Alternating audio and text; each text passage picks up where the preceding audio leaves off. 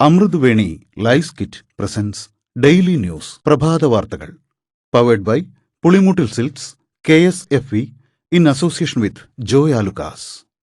ഇത്തവണ ഫസ്റ്റ് അടിക്കില്ലേ നമ്മള്?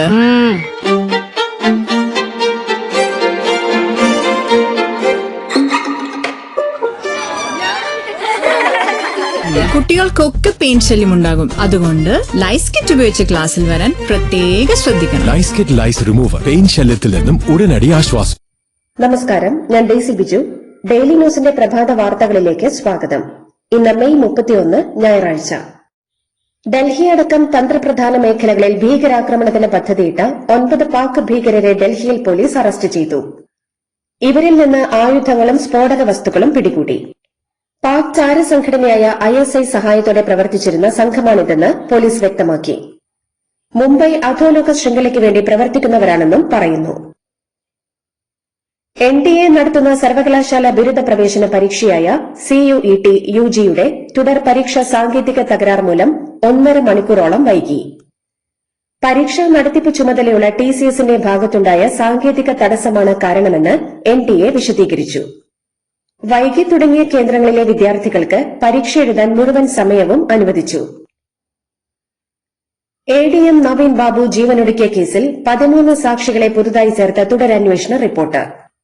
കണ്ണൂർ ടൌൺ പോലീസാണ് തുടരന്വേഷണം നടത്തി വിചാരണ കോടതിയിൽ റിപ്പോർട്ട് സമർപ്പിച്ചത്. കുറ്റപത്രത്തിലെ 13 പിഴവുകൾ ചൂണ്ടിക്കാട്ടി നവീൻ ബാബുവിന്റെ ഭാര്യ മഞ്ജുഷ നൽകിയ ഹർജിയിൽ തുടരന്വേഷണത്തിന് കോടതി ഉത്തരവിട്ടിരുന്നു. CPM നേതാവും കണ്ണൂർ ജില്ലാ പഞ്ചായത്ത് മുൻ പ്രസിഡന്റുമായ PP ദിവ്യയാണ് കേസിലെ ഏക പ്രതി. പിണറായി വിജയന്റെ വീട്ടിൽ റെയ്ഡ് നടത്തിയ ED ഉദ്യോഗസ്ഥരെ ആക്രമിച്ച കേസിലെ 5 പ്രതികളുടെ ജാമ്യാപേക്ഷ കോടതി തള്ളി. വധശ്രമം, ഔദ്യോഗിക കൃത്യനിർവഹണം തടസ്സപ്പെടുത്തൽ എന്നീ വകുപ്പുകൾ ചുമത്തപ്പെട്ട ആക്രമണം രാജ്യത്തിനെതിരായ കുറ്റകൃത്യമാണെന്ന് തിരുവനന്തപുരം ജുഡീഷ്യൽ 1ാം ക്ലാസ് മജിസ്ട്രേറ്റ് കോടതി നിരീക്ഷിച്ചു. മാസപ്പടി കേസിൽ വിദേശ അക്കൌണ്ടുകളിലേക്ക് പണം മാറ്റിയതിനെക്കുറിച്ച് അന്വേഷിക്കണമെന്ന് എൻഫോഴ്സ്മെന്റ് ഡയറക്ടറേറ്റിന് BJP നേതാവ് ഷോൺ ജോർജിന്റെ കത്ത്. UAEയിലെ അബുദാബി കൊമേഴ്സ്യൽ ബാങ്കിൽ എക്സാലോജിക്കിന്റെ അക്കൌണ്ടിലേക്ക് CMRL പണം മാറ്റിയിട്ടുണ്ട്. വീണ തൈക്കണ്ടി, M സുനീഷ് എന്നിവരാണ് ഈ അക്കൌണ്ട് ഓപ്പറേറ്റ് ചെയ്യുന്നത്. SNC Lavalin, Pricewaterhouse Coopers എന്നീ സ്ഥാപനങ്ങളിൽ നിന്ന് ഈ അക്കൌണ്ടിലേക്ക് വന്ന പണം അമേരിക്കയിലെ ചില അക്കൌണ്ടുകളിലേക്ക് മാറ്റിയെന്നും EDക്ക് നൽകിയ കത്തിൽ ആരോപിച്ചു. ആലപ്പുഴയിൽ യൂത്ത് കോൺഗ്രസ് പ്രവർത്തകരെ മർദ്ദിച്ച മുൻ മുഖ്യമന്ത്രി പിണറായി വിജയന്റെ സുരക്ഷാ ഉദ്യോഗസ്ഥർക്കെതിരെ വധശ്രമ കുറ്റം ചേർത്ത് ക്രൈംബ്രാഞ്ച്. പ്രതികൾ ജാമ്യം നേടുന്നത് തടയാനാണ് ജാമ്യമില്ലാ വകുപ്പ് ചുമത്തിയത്. തിരുവനന്തപുരത്ത് അതിശക്തമായ മഴ. തമ്പാനൂർ അടക്കം പല പ്രദേശങ്ങളും വെള്ളത്തിലായി. ഇന്ന് കോട്ടയം, എറണാകുളം, ഇടുക്കി, കോഴിക്കോട്, വയനാട്, കണ്ണൂർ ജില്ലകളിലും നാളെ പത്തനംതിട്ട, ആലപ്പുഴ, കോട്ടയം, എറണാകുളം, തൃശൂർ, മലപ്പുറം, കോഴിക്കോട്, വയനാട് എന്നീ ജില്ലകളിലും യെല്ലോ അലർട്ട്. മണ്ണിടിച്ചിൽ ഉൾപ്പെടെയുള്ള ദുരന്ത സാധ്യതകൾ മുന്നിൽ കണ്ട് എല്ലാ വകുപ്പുകളും കാലവർഷത്തിന് മുന്നൊരുക്കങ്ങൾ അടിയന്തരമായി പൂർത്തിയാക്കണമെന്ന് മുഖ്യമന്ത്രി VD സതീശൻ. കാലവർഷ മുന്നൊരുക്കങ്ങൾ വിലയിരുത്താൻ ഉന്നതതല യോഗത്തിൽ സംസാരിക്കുകയായിരുന്നു അദ്ദേഹം. മെട്രോമാൻ E ശ്രീധരൻ മുഖ്യമന്ത്രിക്ക് സമർപ്പിച്ച അതിവേഗ റെയിൽപാതയിൽ വിമാനത്താവളങ്ങളടക്കം 23 സ്റ്റേഷനുകൾ. 60,000 കോടി രൂപയാണ് നിർമ്മാണ ചെലവ്. തിരുവനന്തപുരത്തെ പൂജപ്പുര മുതൽ കണ്ണൂർ മുണ്ടയാട് വരെ 473.20 കിലോമീറ്റർ സ്റ്റാൻഡേർഡ് ഗേജിലാണ് ഈ ഇരട്ടപ്പാത. മണിക്കൂറിൽ പരമാവധി 200 കിലോമീറ്റർ വേഗത. 3.5 മണിക്കൂർ കൊണ്ട് എത്താം. 70% തൂണുകളിലൂടെയും 20% ഭൂഗർഭ പാതയായും നിർമ്മിക്കാനുള്ള നിർദ്ദേശമാണ് പദ്ധതിയിലുള്ളത്. E ശ്രീധരന്റെ അതിവേഗ റെയിൽ പദ്ധതിക്കെതിരെ K-റെയിൽ വിരുദ്ധ സമരസമിതി. പാരിസ്ഥിതിക ആഘാത പഠനം നടത്താതെ പദ്ധതിയുമായി മുന്നോട്ടു പോയാൽ എതിർക്കുമെന്ന് സമരസമിതി കൺവീനർ S രാജീവൻ. നിലവിലുള്ള റെയിൽപാത ഇരട്ടിപ്പിച്ചാൽ മതിയെന്ന് രാജീവൻ.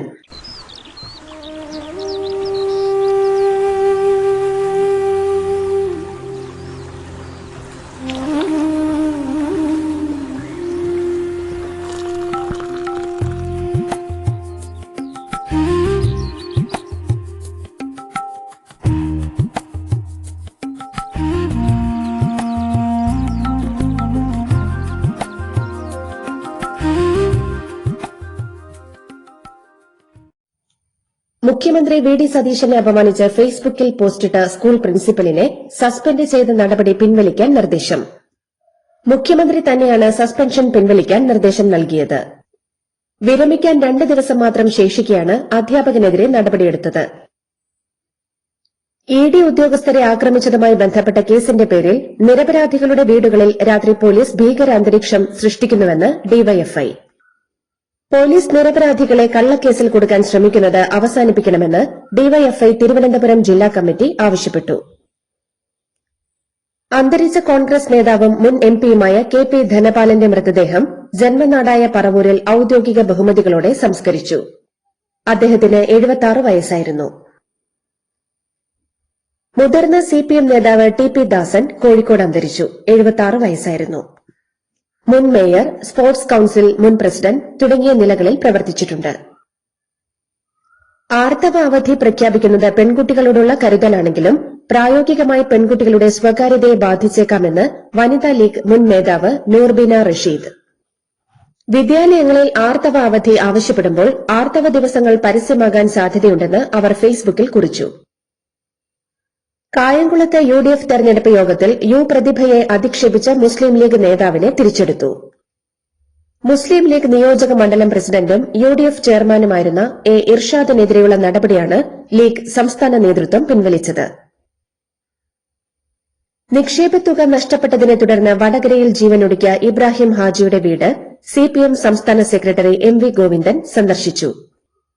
ഇത് യഥാർത്ഥത്തിൽ കൊലപാതകമാണെന്നും ലേബർ കോൺട്രാക്ട് സൊസൈറ്റിയുടെ കെടുകാര്യസ്ഥതയാണ് പണം നഷ്ടപ്പെടാൻ കാരണമെന്നും കുറ്റക്കാർക്കെതിരെ കൊലക്കുറ്റം ചുമത്തണമെന്നും അദ്ദേഹം ആവശ്യപ്പെട്ടു.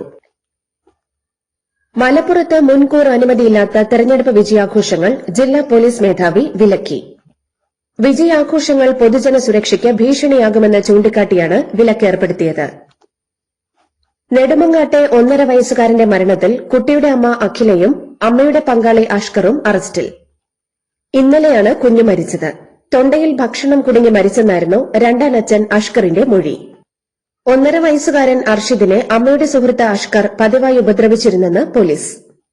51 മുറിവുകളും പരിക്കുകളുമാണ് പോസ്റ്റ്മോർട്ടത്തിൽ കണ്ടെത്തിയത്.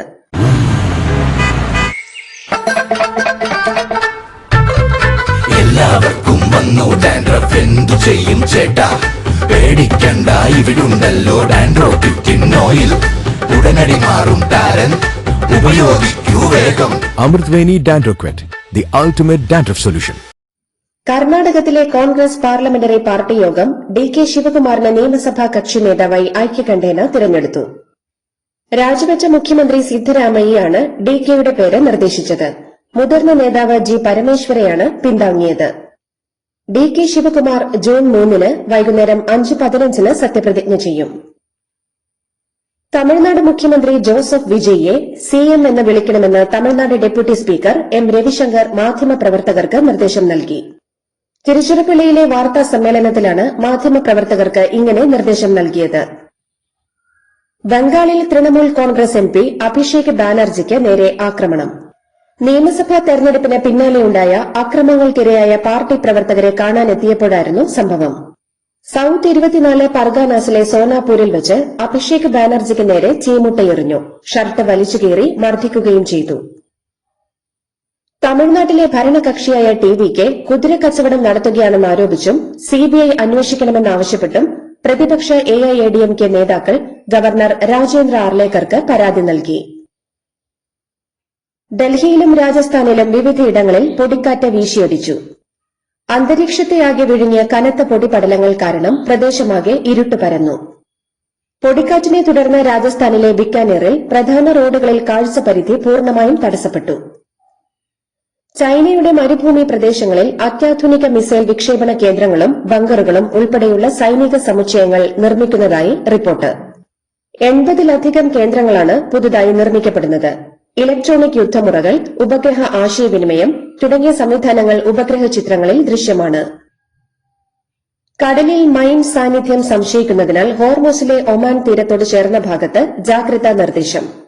ഈ മേഖലയിലൂടെ കടന്നുപോകുന്ന കപ്പലുകൾക്കും പ്രദേശത്തെ മത്സ്യത്തൊഴിലാളികൾക്കുമാണ് ജാഗ്രതാ നിർദ്ദേശം നൽകിയത്. ഇറാൻ മേഖലയിൽ മൈനുകൾ നിക്ഷേപിച്ചതായി US ഇന്റലിജൻസ് നേരത്തെ റിപ്പോർട്ട് ചെയ്തിരുന്നു. സമാധാന കരാറിലെത്തും മുൻപ് ഡൊണാൾഡ് ട്രംപിന്റെ ഏകപക്ഷീയ പ്രസ്താവനകളെ തള്ളി ഇറാൻ. യുറേനിയം ശേഖരം നശിപ്പിക്കുമെന്നും ഹോർമോസ് നിയന്ത്രിക്കാൻ ഇറാനെ അനുവദിക്കില്ലെന്നുമുള്ള ട്രംപിന്റെ പ്രസ്താവനയാണ് ഇറാനെ ചൊടിപ്പിച്ചത്.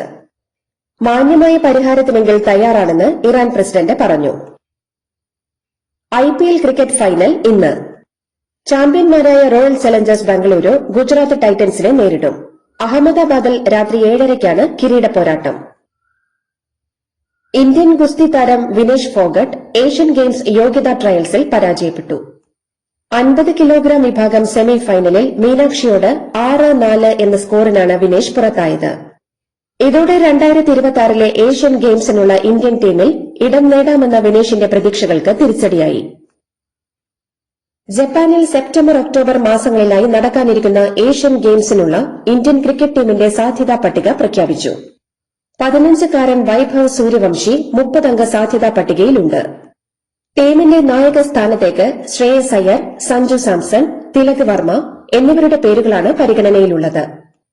T20 captain Suryakumar Yadav, test ഏകദിന നായകൻ ശുഭ്മാൻ ഗിൽ എന്നിവർ സാധ്യതാ പട്ടികയിൽ ഇല്ല. സെപ്റ്റംബർ 27 മുതൽ ഒക്ടോബർ 17 വരെ വെസ്റ്റ് ഇൻഡീസിനെതിരായ പരമ്പരയുള്ളതിനാൽ ഇവരെ മാറ്റി നിർത്തിയേക്കും.